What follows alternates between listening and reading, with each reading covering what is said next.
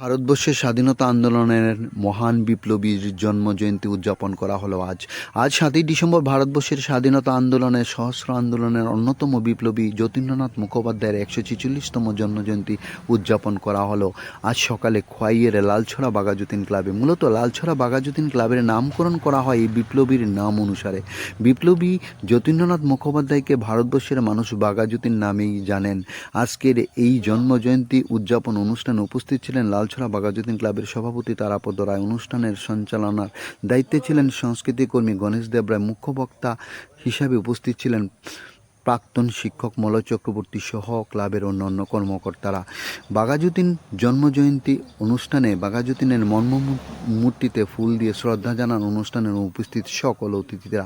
এছাড়া অনুষ্ঠানের প্রধান বক্তা মলয় চক্রবর্তী আলোচনা করতে গিয়ে বাঘাযতীনের ভারতবর্ষের স্বাধীনতা আন্দোলনে দূরদর্শিতা নিয়ে দীর্ঘক্ষণ আলোচনা করেন। খোয়াই টাইমস বাংলা নিজস্ব প্রতিনিধির প্রতিবেদন। সকলকে আমার প্রভাতকালীন সম্ভাষণ ও শুভেচ্ছা জ্ঞাপন করছি। খুব সংক্ষেপে বলতে গেলে ভারতবর্ষে জাতীয় কংগ্রেসে প্রতিষ্ঠা হয়েছিল একজন বাঙালি বিপ্লবী বীর সুরেন্দ্রনাথ বন্দ্যোপাধ্যায়ের হাত দিয়ে, যার নাম সংক্ষেপে এস.এন. ব্যানার্জি।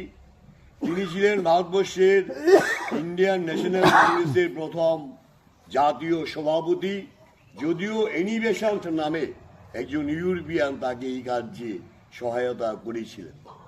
পরবর্তীকালে বিশেষভাবে 1905 সালে বঙ্গভঙ্গের মধ্য দিয়ে ভারতবর্ষের স্বাধীনতা আন্দোলন, বাংলার স্বাধীনতা আন্দোলন এক বিশাল স্পন্দন পায় এবং তখনই দেখা যাচ্ছে ভারতবর্ষের স্বাধীনতা আন্দোলনের দুটি সমান্তরাল ধারা। একটি হিংসার পরিপন্থী অহিংস পথে, আরেকটি বিশ্বাস করতেন টিট ফর ট্যাট। ঢিল মারলে পাটকেল খেতে হবে। তুমি জোর করে আমার দেশকে অধীনস্থ করেছ, ব্যবসা বাণিজ্যের নামে তুমি এখানে রাজনৈতিক শাসন কায়েম করেছ, আমাকে উপযুক্ত পদক্ষেপ নিতে হবে।